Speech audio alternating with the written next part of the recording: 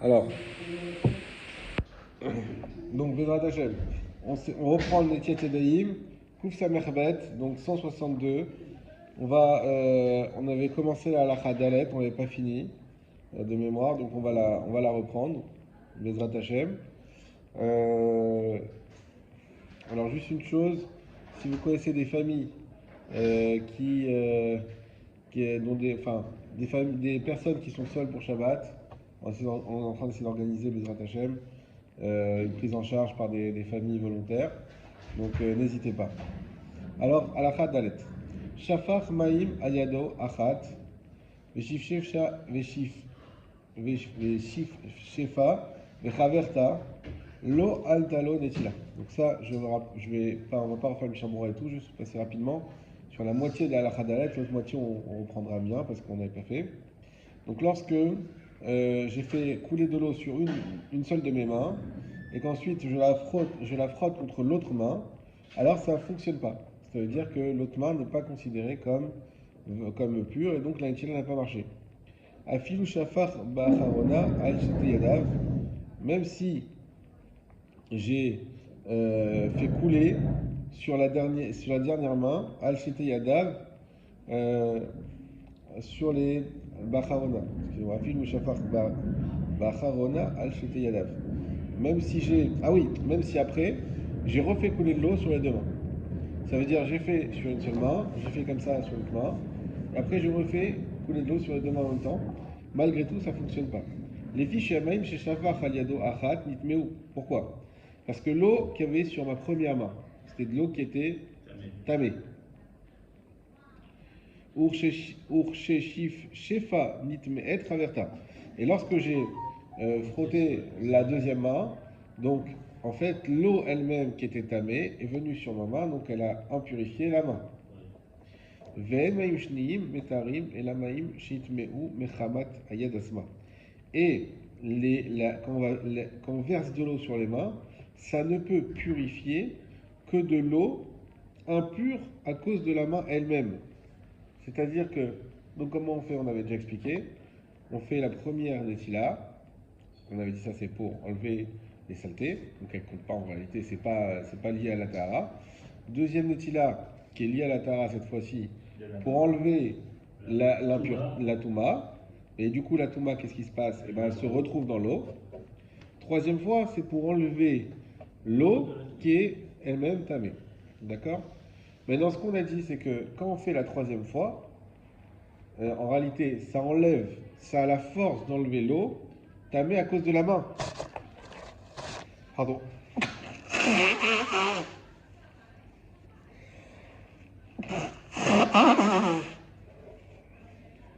Mais ça n'a pas la force, excusez-moi, de purifier la main elle-même. La main elle-même, vu qu'elle a été rendue tamée à cause de la main d'à côté,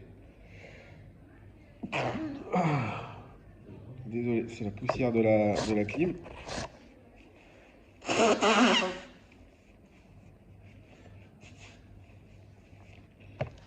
Donc, vu que ma main elle-même, elle est tamée, donc cette seconde netila, qui est la normale, eh ben, elle ne fonctionnera pas à cause du fait que la main elle-même est tamée. Et donc, il faut d'abord essuyer ses mains et ensuite faire la netilat comme il faut. Hein? Et recommencer. Maintenant, il faut savoir une chose. Si on doit retenir une chose importante, on va le voir dans la halakha qui vont suivre. Essuyer la main, c'est une sorte de risette. C'est-à-dire que chaque fois que la netilat n'est pas valable, il faut essuyer les mains.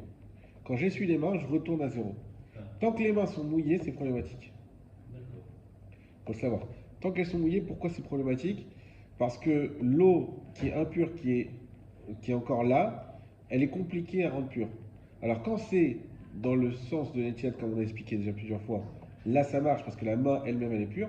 Mais quand c'est et la main et l'eau qui est impure, là c'est problématique. Donc il faut toujours essuyer lorsque on a une mauvaise étiade qui a été faite. Les fichar, c'est la raison pour laquelle un hôtel yadav, celui qui fait l'étiade des mains, tsarir sheishpor lo acher aleem. Il faut que ce soit une autre personne qui lui fasse la Netila. Vim en lo acher, ye'echaz hakeli. Et si la personne d'autre, alors il faut qu'il tienne le keli, beraché esbeotav avec la pointe de ses doigts, veishpor al shete yadav ke'echad, et il verse de ses deux mains en même temps. C'est-à-dire que on prend le keli. C'est quoi le problème? C'est quand je fais Netila, eh bien, il y a une contamination. אני מסדר לך פה דברים שתיקח אותם, לא לשיר פה. אוקיי. לא יכולים להעיר לך פחד. אבל אף אחד לא רוצה לא, לקחת. מה שטוב לבית כנסת, תישאר לבית כנסת, אבל יש פה ברקת עם זה, יש פה... לא, כל זה אני אקח אחר כך. לא, אל תשאיר לי פה. כל זה אני אקח אחרי השיר. אתה לוקח? כן, כן. זהו, על זה דובר. Donc ce qu'on disait, c'est que lorsque je vais faire une tilat yadayim, eh bien, le problème c'est que quand je vais commencer à faire une tilat, la main qui est mouillée elle devient un danger pour l'autre main, entre guillemets. S'il y a un contact entre cette main et cette main, alors il y a un souci, c'est que cette main elle ne pourra pas être purifiable tant qu'elle n'est pas sèche. Et donc on peut se retrouver facilement dans une situation où la tilat n'est pas valable. N'est-ce pas? Donc les deux solutions qu'il nous donnent, c'est quoi? Première solution, c'est une autre personne qui nous fasse Netila. Effectivement, quand c'est une autre personne qui nous fait Netila, comme on touche à rien, on touche pas, donc là on est tranquille, on est sûr que la Netila est valable. Ça c'est un premier point. Deuxième solution, c'est de faire soit le Netila mais en même temps. Ok? Tout ça, n'oubliez pas à chaque fois qu'on dit qu'il y a tous ces soucis-là, c'est uniquement quand on a mis moins d'un révite. Ouais. Si on a mis plus d'un révite, il n'y a plus aucun problème. En même temps, il faut une deuxième personne. En même temps, tu peux faire en même temps comme ça. Ce qui dit, tu prends avec tes doigts, tu fais comme ça. Ouishpor alcool achat révite. Voilà. Et troisième solution, qui est celle qu'on conseillera à chaque fois, c'est de verser sur chaque main un révite. Ve'acharkar yishav shefem. Après, il peut les frotter ensemble. Chez Shofer révite ke'echad enot tzarich ma'im shlim letaram. Parce que celui qui met un réveil d'un seul coup, il n'a pas besoin d'être métaer. On est dans la halakha d'Alet David, dernière ligne. Celui qui verse un réveil d'un seul coup, il n'a pas besoin d'être métaer. Quoi? C'est comme une tevila. Donc c'est quelque chose qui marche à 100%. Ok. Chassou réveil de Vadachat, qui est mode villa. Exactement, comme on vient de le dire. Chez Enatricha, Shtifa, chez Tepamim, il n'aura pas besoin donc de verser deux fois. Voilà, ça je pense qu'on s'est arrêté là la dernière fois, si je dis pas de bêtises, très bien. Donc à partir de là, on reprend et on va aller un peu plus doucement avec les Mishnah Berurah. Imnaga Baem Acher Shelo Natal Yadav. Si l'a touché une autre personne qui n'a pas encore fait Netilat Yadayim. Beodan Lachot Minamaim, et que ses mains sont encore mouillées. Tsarich le nagevam velachzor velitol. Il faudra qu'il essuie ses mains et qu'il recommence à Netilat Yadayim. Vous voyez à quel point il faut faire attention. Tant que les mains sont mouillées, c'est très compliqué. Ça peut être tout de suite, on a déjà expliqué plusieurs fois, l'eau, elle est conductrice de Toum'a. Donc si j'ai les mains mouillées et qu'il y a quelqu'un qui n'a pas encore fait un tila qui touche mes mains, même si lui a les mains sèches, il y a un lien qui se fait et mes mains redeviennent tamées, il faut que je refasse un tila yadayim. Shareze timea adide amaim shalem, parce que mes mains se sont impurifiées à cause de l'eau chez Alem qui avait dessus. Donc c'est l'eau qui avait dessus qui a fait que ça s'est impurifié.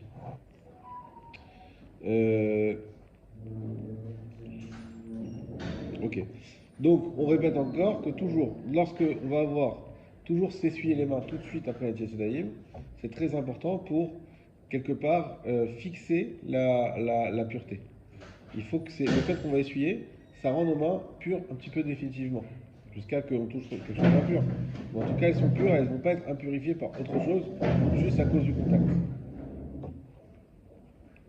L'écart, tzarich lizaer, qui chez Shofer Ma'im Shlishiyim, c'est pour ça qu'il faut faire attention que lorsqu'on fait la troisième lorsqu'on verse la troisième fois, Shem Shinim Levad Barishonim, en réalité, qui sont considérés comme les deuxièmes Netilat, comme on a expliqué, parce que la première ne compte pas dans le compte, elle est juste pour la prendre à nettoyer. Chez Loïgaïad Bechaverta, Ad Shishpor Gamze Alashnia. Il ne faut pas que touche la main, l'autre main donc de la personne, jusqu'à qu'il a versé une deuxième fois de l'eau dessus. O Shishpor Mitrila Alshten Kechad, ou sinon qu'il verse de l'eau Alshtem Kechad sur les deux en même temps. Ve'im natal kol yad merivit et notzech lecholze. Et s'il met un rivit dans chaque main, il n'y a pas besoin de tout ça. Donc on va expliquer un petit peu ça. Et on va, il y a des Mishnah qui sont intéressants, mais je vais les faire à l'oral. Le Mishnah pose une question. Il dit, mais le problème c'est quoi? Si l'eau que j'ai dans ma main, elle va conduire, on a expliqué que j'ai une main sèche, une main mouillée, et une main sur laquelle il y a une étila, une main sur laquelle il n'y a pas une étila. Eh bien, il ne faut absolument pas que ma main mouillée, elle rentre en contact avec ma main sèche, sinon, cette main sèche, elle va avoir de l'eau sur elle qui est tméa, elle va elle-même devenir tméa, et même le versement que je vais faire ensuite n'enlèvera pas cette touma, parce qu'elle est encore mouillée. Il faut qu'elle soit sèche. Et donc là, ça pose un problème. Le Mishnah Berurah, ce qui parle, c'est le problème des kelim. Franchement, mon keli dans la main. Je vais faire la netila, mais après j'ai la main mouillée, effectivement. Et quand je vais reprendre la anse ici, effectivement, là la anse elle est sèche, après elle va devenir mouillée. Et le problème c'est que il faudra jamais que ma main, seconde main, elle prenne cette même anse qui est mouillée. Sinon, il y a un problème comme on a expliqué, l'eau elle-même, elle va transmettre la touma. Et ensuite, la netila ne fonctionnera pas. Donc, c'est pour ça que, c'est une des raisons pour lesquelles, quand on fait netila, on fait 3 fois consécutives.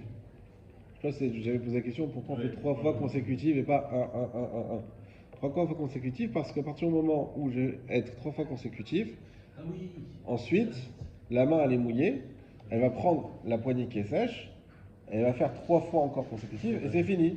Il n'y a plus de problème. De cette manière, on a arrangé tous les problèmes. Non, je comprends ce que je fais. Parce que, en fait, je verse 3 fois. Ouais. Après, je prends un chiffon, j'attrape la lance avec le chiffon et je verse sur l'autre main. Ah, Hazak. Ok, aussi. Donc, quand il n'y a qu'une seule anse, effectivement. Mais si tu fais 3 fois en principe, vu que ta main elle est sèche, tu fais comme ça, Oui, c'est encore sec. Et là, à ce moment-là, tu prends, c'est mouillé. Mais c'est mouillé, mais le problème, c'est que celle-là, elle touche à ce mouillé-là. Donc, quand après je fais comme ça avec celle-là, il n'y a plus de problème. Le chiffon, c'est une précaution supplémentaire. C'est une précaution supplémentaire. Alors maintenant, pourquoi le matin on fait 1. Pourquoi on fait pas 3 fois comme ça aussi? C'est pas le même type de tout. Ah, ok. C'est pas pour le pain, c'est pas le Touma, mais alors c'est quoi le problème? Pourquoi on ferait pas ça si c'est mieux de faire 3 fois d'affilée? Parce que de toute façon, en réalité, on est tous sous ma bête. Alors, à l'origine. ok. Pas de vache rousse. Ok. Donc, bon, c'est plus pour ne pas oublier quand on fait ce genre de choses par rapport à toi. C'est plus des rabananes que de Raïta. Comme la laitier du Motsi aussi. C'est aussi un des Rabbanan. On avait dit. Et pourtant, on donne des lois quand même assez sévères. Alors, la Zohar, il parle de la Touma du matin, c'est pas la Touma du pain. En fait, même dans la Touma, il y a une Touma, on va dire, halachique, terre à terre. On est déjà dans la Touma, donc c'est déjà du spirituel. Mais il y a une Touma normale, et il y a la Touma du Zohar. La Touma normale, effectivement, donc comme on a expliqué, on l'enlève avec l'eau, etc. Sauf que le Zohar il nous dit que la Touma du matin, comme tu as dit, c'est une Touma Tmet, mais c'est une Touma Tmet spécifique, très très forte, qui fait que elle s'échappe, un peu comme un virus peut-être, elle s'échappe de la main dans laquelle on essaie de l'enlever. Donc quand je fais ma première ablution, la Touma, qu'est-ce qu'elle fait? Elle est affaiblie, mais qu'est-ce qu'elle fait? Elle va sur l'autre main sur laquelle il n'y a pas d'ablution. Là, elle explique comme ça. Ensuite, quand je fais comme ça s'affaiblit encore, mais elle replonge sur la seconde main. Et en fait, il faut le faire 3 fois pour l'anéantir définitivement. Parce qu'à chaque fois, elle s'affaiblit, jusqu'à la 3e fois où ça y est, elle est capoute, elle n'arrive plus à se déplacer. Et donc, c'est pour ça que le matin, il y a cette nécessité qu'on fait selon le Zohar. Et cette Netilat du matin, elle est plus, on va dire, kabbalistique que celle du pain, qui est beaucoup plus halachique. D'accord? Sauf pour celle du matin, du point de vue de la halacha, on va dire pure, il suffirait juste de se laver les mains normalement, même avec sans keli. Parce que c'est juste d'avoir les mains propres pour la tefila. C'est ça le but halachique de la tefila du matin. Le but kabbalistique d'enlever la touma qui est liée au sommeil, c'est effectivement, c'est pour ça qu'on fait comme ça 1, 1, 1, 1. Et c'est pas les mêmes halachot qu'ici parce que ça n'a rien à voir. Il n'y a pas cette nécessité de la trouma, comme on expliquait pour les kohanim, ça n'a rien à voir. Et c'est pour ça qu'il y a cette différence dans la façon de faire. Il faut noter aussi que celle du matin, il y a aussi beaucoup qui posent la question, à quoi est due cette touma? Est-ce qu'elle est due à la nuit ou est-ce qu'elle est due au sommeil? On dit que l'âme remonte au ciel pour se faire juger. Et donc, Mais elle remonte parce que c'est la nuit ou parce que tu dors? parce que tu dors, je pense. Voilà, Alors, parce yesh que- ve yesh. Parce qu'il faudrait faire après une sieste. Exactement. Non, parce que tu ne remontes pas. Non, mais le problème aussi, il y a deux choses, je pense, peut-être.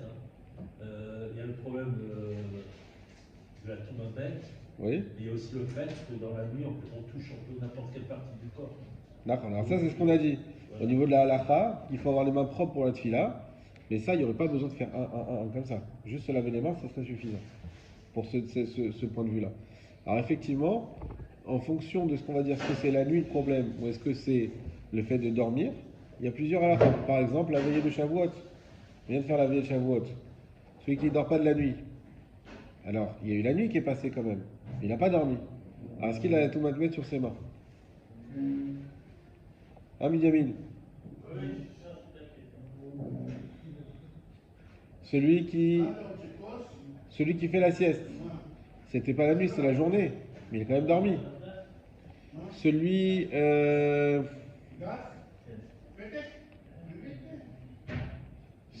Tu veux quoi, un mouchoir? Il y en a là. Hein. Yesh po. Yesh, Dani, yesh arbe. L'autre sarir. Ken. Si je savais, je le bouger. Donc on a dit la veillée. La veillée. Ah oui, l'autre cas aussi, ça s'est arrivé plus souvent en France. Quand en hiver, la nuit, le lever du soleil est tard. Donc on se réveille souvent, il fait encore nuit.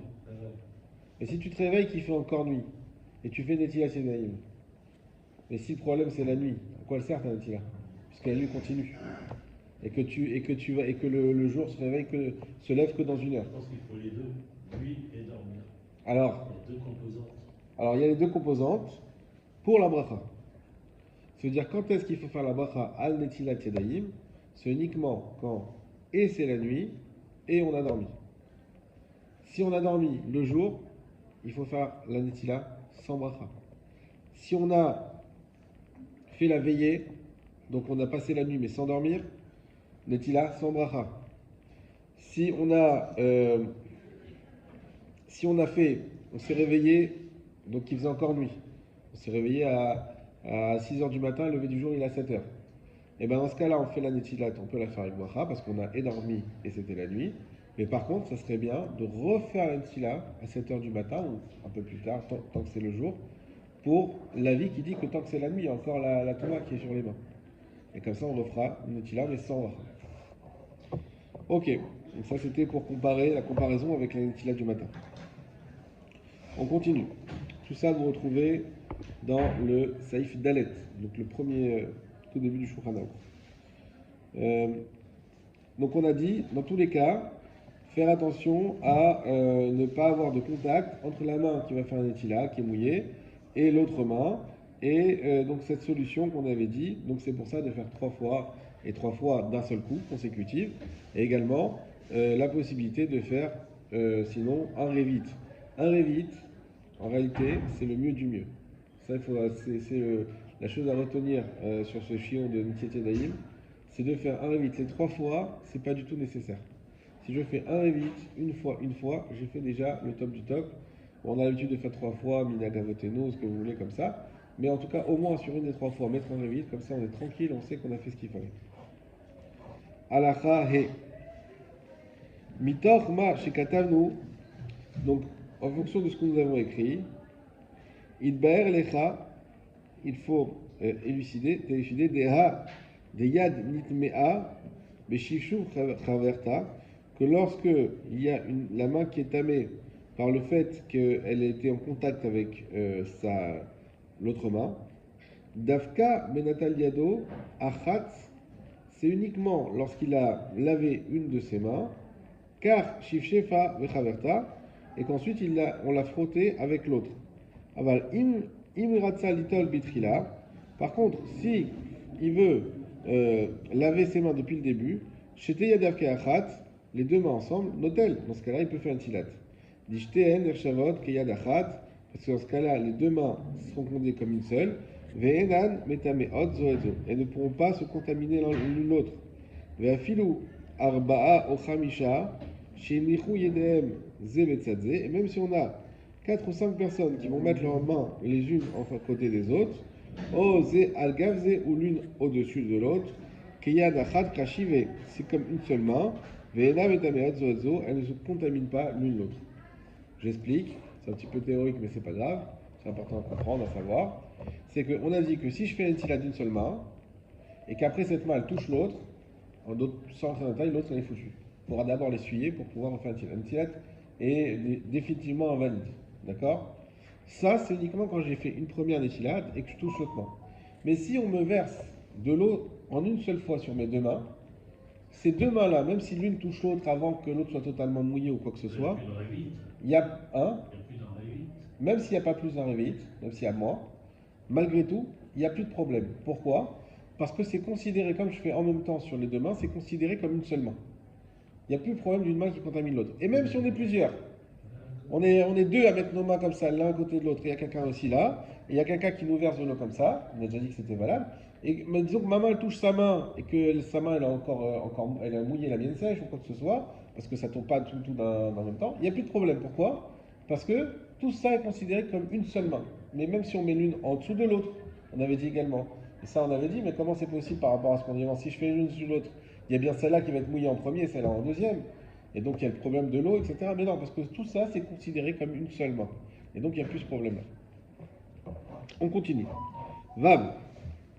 Natal shete yadav zo leatzma vezo leatzma. Donc il a fait la netilate de ses deux mains, et chacune pour elle-même. Venimlach, pirouche mutia etz, kishenata la maïm ashniya, il a changé d'avis. Et lorsqu'il a fait la deuxième netilat yadayim, vegia yadav zo lazo, et il a mis ses mains l'une à côté de l'autre, veshafach al yedehen ke achat yadav temeot, et il a versé sur les deux mains comme une seule, et bien dans ce cas-là, elles sont tmeot. Donc là, c'est un autre cas. Lui, il voulait faire l'etilat de l'une main, une après l'autre. D'accord? Il a changé d'avis. Et quand on a, en fait, il a commencé par faire la première etilat, premier jet, c'est une et une. Et ensuite, il a changé d'avis, il dit, tu sais quoi, je vais faire les deux en même temps. Le deuxième jet, on va gagner de l'eau, on va mettre les deux mains en même temps. Là, c'est tamé. Pourquoi? Parce qu'au début, il a commencé d'une manière où c'était une individuelle, et après, il a voulu faire comme une seule main, là, ça ne fonctionne pas. Mikne Keshe Seref Yadav Zolazo, les Kabel Maï, parce que lorsqu'il va associer ses mains pour pouvoir, la deuxième fois, donc pour pouvoir recevoir l'eau, Nitmeu Yadav, Mingiatam Zolazo, mais parce que les mains, elles vont se rendre tamées l'une et l'autre en se touchant. On va rapprocher les mains l'une de l'autre pour la deuxième fois. Elles vont se toucher, et comme on expliquait, l'eau de chacune, elle est tamée, et donc l'eau de chacune rend tamée la main d'à côté, et automatiquement, la netilat ne fonctionne pas. Des ma'im shalgav yado zo, parce que l'eau qu'il y a sur l'une des mains, metameim ma'im shalgabe cheverta vegametayad, et ben elle va rendre tamée l'eau qu'il y a sur la main d'à côté, et conséquemment la main elle-même. Donc le principe en fait qu'on est en train de revoir dans différents cas, il est très simple, c'est que tant que j'ai pas fait un révite, eh bien l'eau de ma main, qui est sur ma main, elle est tamée, même si ma main elle est elle-même, mais l'eau elle est tamée, et si elle touche quelque chose d'autre, mon autre main par exemple, eh ben ça rend tamée et l'eau qu'il pourrait y avoir sur ma main, et ma main elle-même. Et le fait de verser sur cette main-là, tant qu'elle est mouillée, ne fonctionne pas. Il faudra d'abord l'essuyer. Ça, et après, Et ensuite, on peut refaire. Voilà. Je retransmets en fait la première main qui a été réussie. Exactement. Urshenatal et Hasheniyaim lo tiaru et arishonim. Et lorsque on a fait l'étilade sur la deuxième, lo tiaru et arishonim, ça ne va pas rendre tahor les premières eaux qui étaient tamées. Et kevan shintmeet mechamat chaverta. Et puisque la main, elle était tamée, non pas comme ça, mais à cause de l'autre main, elle a draba. Au contraire, gam hashnim yimbaen. Même les deuxièmes eaux vont devenir tamées. Et donc il faudra essuyer les mains et ensuite recommencer la netila, cette fois-ci, si on veut les faire ensemble. On continue, on avance un peu vite parce que c'est pas très concret, mais au moins on connaîtra les principes. Aga, vechol sheken lizer shelui gabiado. La plus forte raison qu'il ne faudra pas toucher sa main, chez shafar alea, pas mechat, liado ashini, chez shafar alea, chez tepeamim. Il ne faudra pas avoir de contact entre une main qui a reçu 2 G et une main qui a reçu un seul G. D'accord? On expliquait parce que la tomale reste sur l'eau. Zaïn. Im shifchef yadav zobazo. Si on a frotté les mains l'une à l'autre. Isaer shelo iga chutz mimakom shnaflu bomaim. Il faut faire attention de ne pas toucher les endroits qui sont en dehors de là où l'eau est arrivée. C'est-à-dire que, comme on a dit, si les mains, on les fait d'un seul coup, il n'y a pas de problème qu'elles se touchent, il ne faudra pas toucher cet endroit-là où l'eau n'arrive pas. Sinon, encore une fois, ça va transmettre l'impureté. Chet. Je pense que Bezrat Hashem, on pourra finir le siman d'aujourd'hui. Chet. Natal Yado Achat. Ah, juste avant, on va parler d'un minag, je ne sais pas, tunisien. Toi, tu vas pas me confirmer ce Shabbat, de boire de l'eau la nuit de Kippour. La nuit de Kippour, on n'a pas le droit de rien faire.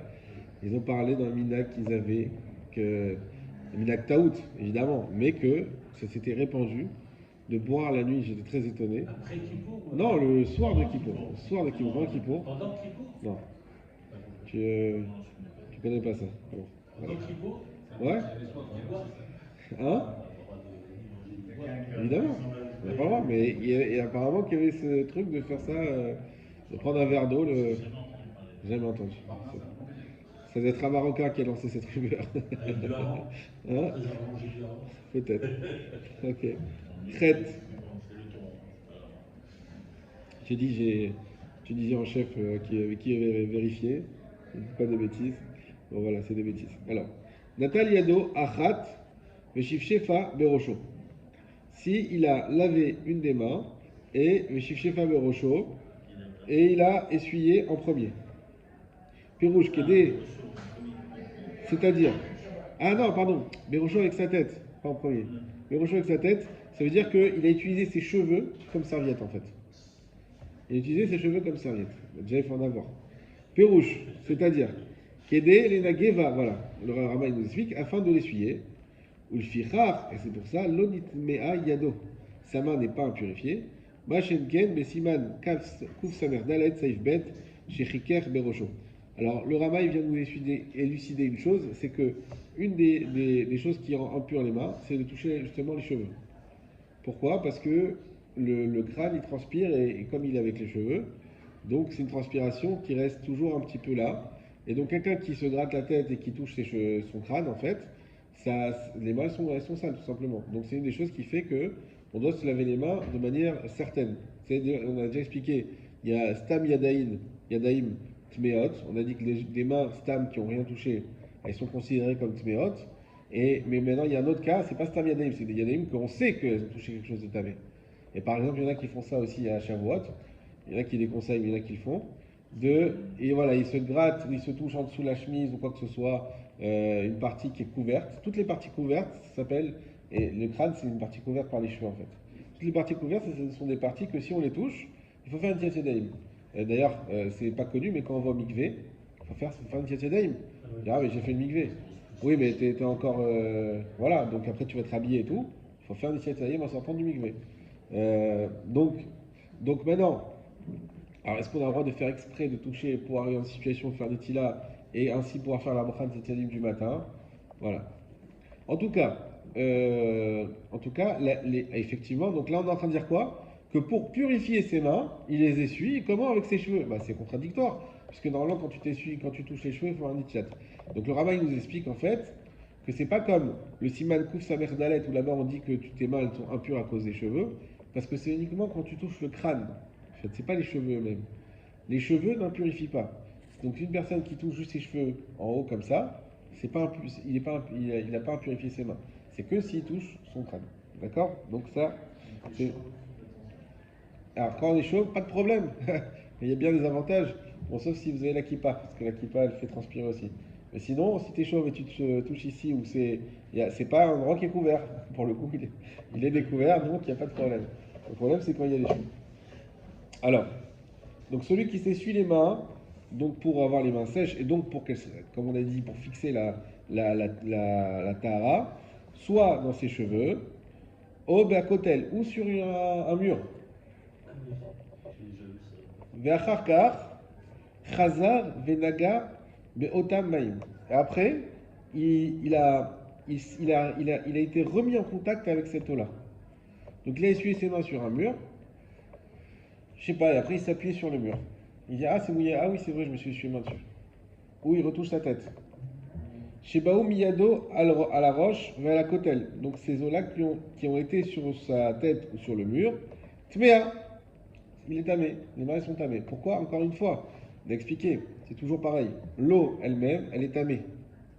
Même si la main elle est tahor, l'eau elle est tamée. Donc si je dépose l'eau quelque part et qu'ensuite je rentre en contact avec cette eau, je redeviens tamé. C'est très simple.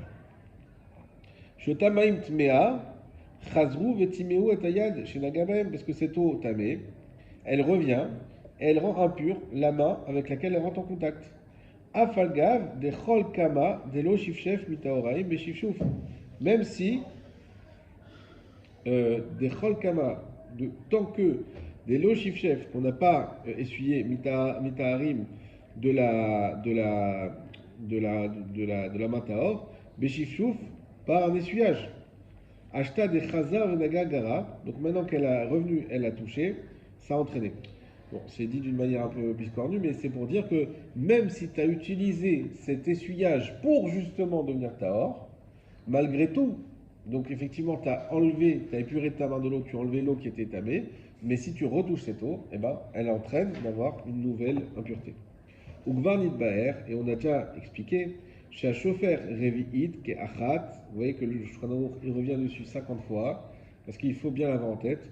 Et on a déjà expliqué que celui qui verse révite d'un seul coup, Eno bichlal kolelu, il n'est pas inclus dans tout ça. Des en shem ma'im tmim klal, parce que son eau ne peut jamais le entamer.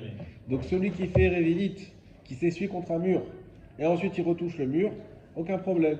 Dans ses cheveux, il retouche les cheveux, aucun problème. Pourquoi? Parce que l'eau elle-même n'est pas tamée. L'eau elle reste pure.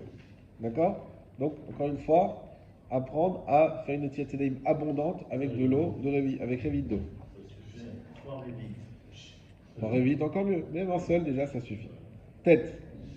Keshe Shofer Ma'im Rishonim Al Yadav, lorsqu'il fait couler les premières eaux, donc la première jet sur sa main, Tsarich Elizer, il faudra faire attention.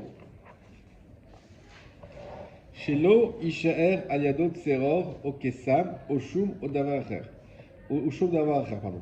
On va faire attention qu'il ne reste pas sur sa main, soit des brindilles, ou de la terre, enfin des morceaux de cailloux, j'imagine qu'il s'agit de la terre, ou quoi que ce soit. Donc c'est-à-dire que lorsqu'on a expliqué déjà que la première ablution, son but c'est de laver la main. Donc il faut que la main elle soit bien lavée, mais effectivement, je vais un exemple, vous êtes à la mer, vous avez les mains avec du sable, mais c'est pas évident d'enlever le sable d'un seul, c'est pas ce que je fais une fois que je ne vais plus avoir de sable. Donc il faudra dans ce cas-là laver mieux. Pas une fois suffira pas. Frotter, voilà, comme vous voulez. Dans tous les cas, il faudra faire attention qu'il y ait plus d'éléments extérieurs qui soient attachés à la main. Pourquoi d'après vous? Pourquoi un élément extérieur il peut poser problème? Alors, il y a un problème de khatitsa, nachon, mais disons, il y a un autre problème, même si c'est un élément extérieur qui est lâche, c'est-à-dire qui est pas, ce qui fait khatitsa, n'oubliez pas, c'est ce qui est collé. Un grain de sable ne fait pas khatitsa parce que l'eau elle passe quand même en dessous. C'est quelque chose qui bouge. Ce qui fait khatitsa, c'est un morceau de terre sec qui est collé, un pansement, voilà, tout ça, ça fait khatitsa. Mais quand on a quelque chose qui est lâche, c'est pas khatitsa. On avait donné l'exemple, les femmes qui doivent faire un mikvé, il n'y a pas de mikvé dans la ville, il y a une source d'eau, il y a la mer ou quoi, elles peuvent faire avec une robe. La robe, si elle est lâche, on peut faire, c'est bon. Pourquoi? Parce que ça passe, donc c'est pas pratique ça.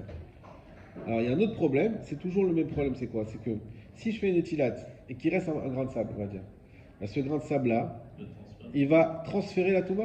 Et donc le deuxième, troisième, tu fais 50 fois d'étilate, lui-même il garde la touma avec lui, qui est sur ta main. Donc ça fera pas, ça permettra pas de purifier la main. Ou sur le frère, chez Enmaïm Metaharim, donc à la fin de la ligne, que les mots, les eaux ne peuvent pas rendre tahor, ne peuvent pas rendre pur, et la maïm chez Gabe Ayad, simplement l'eau qui est sur la main, c'est-à-dire l'eau, la première eau qui est tamée, quand je fais je verse une deuxième fois, ça rend pur l'eau qui est sur la main, comme on a déjà expliqué. Vélo maïm chez la Tseror, mais par contre pas l'eau qui est sur, ce qui pourrait être sur la main, donc des brindilles ou autres.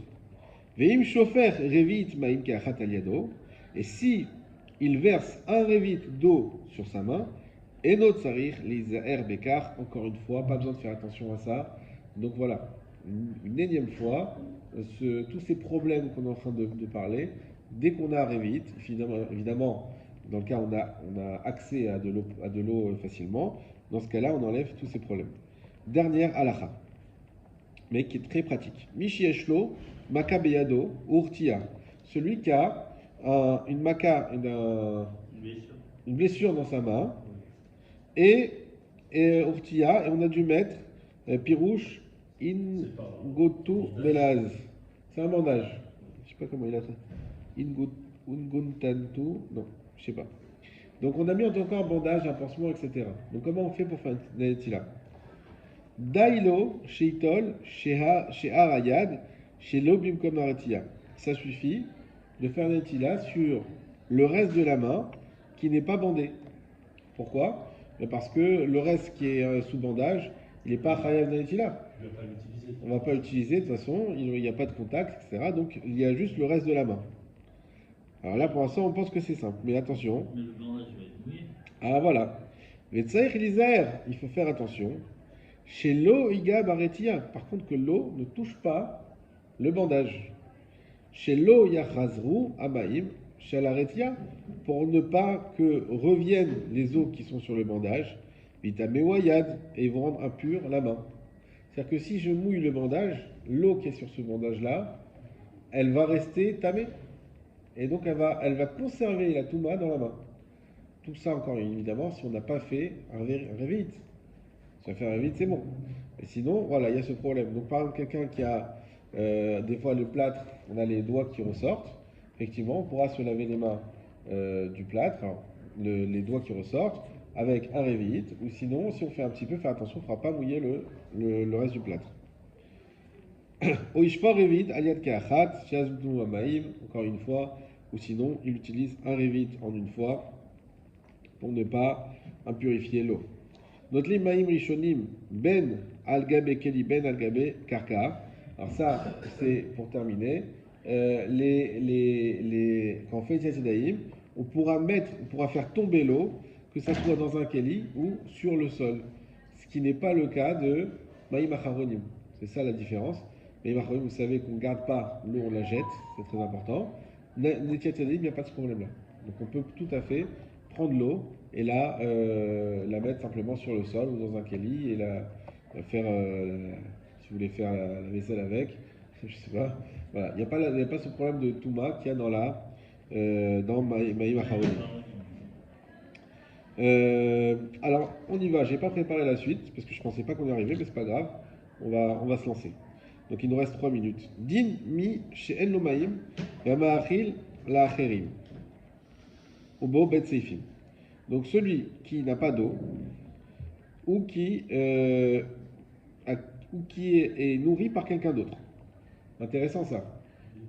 Quelqu'un est à l'hôpital, il peut pas, on lui donne du pain. D'accord, on lui donne ce que vous voulez.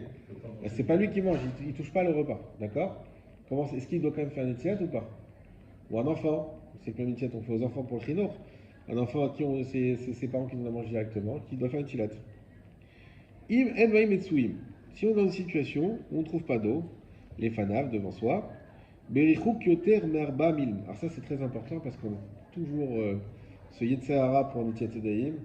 De dire, par exemple, je suis dans la Rakevet, il y a de l'eau, mais il faut aller au fond du train et attendre que quelqu'un, parce que les toilettes sont toujours prises là-bas, et attendre que quelqu'un libère les toilettes pour pouvoir faire une tila.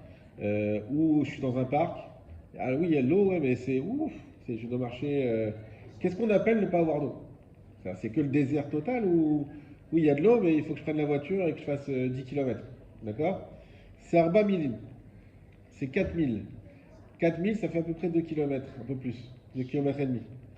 Donc il y a quand même une exigence assez forte, mais pas totale. D'accord? C'est-à-dire qu'on ne va pas t'obliger à faire 1 heure de route pour faire une TSD. D'accord? Ce qui n'est pas le cas, par exemple, vous connaissez un cas où on t'oblige à faire beaucoup de route pour faire la mitzvah. On l'avait vu pour Shabbat.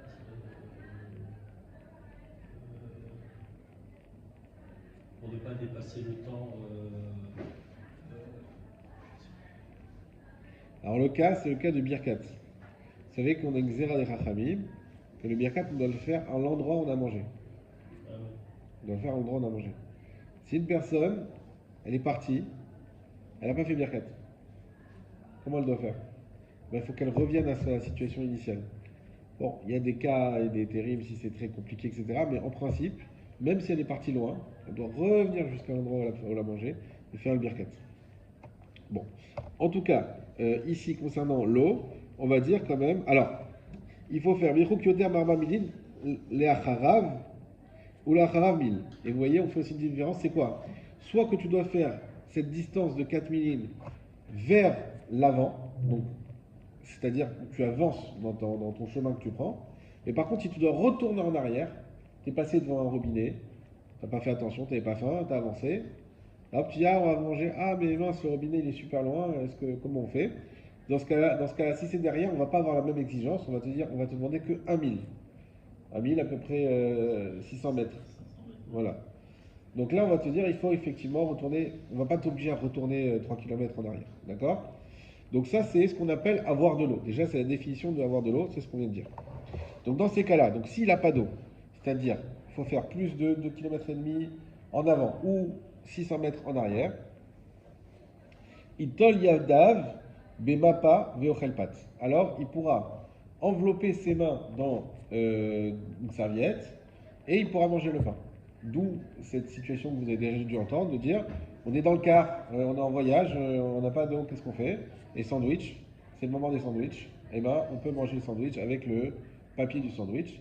Et comme ça, Bediavad, attention, il y en a qui font ça, les khatri là, c'est pas bien. Bediavad, j'ai pas d'eau, une solution pour pouvoir se sortir de là. Et comme ça on fait juste cette halakha. Au davar, chez Tiboulo, mais mashke. Ou s'il a quelque chose à tremper dans l'eau, au achal et décaf, ou sinon il mange avec des gants. Au d'avoir chez Tiboulot Bimashke, j'ai pas compris à quoi il faisait référence, on verra la semaine prochaine.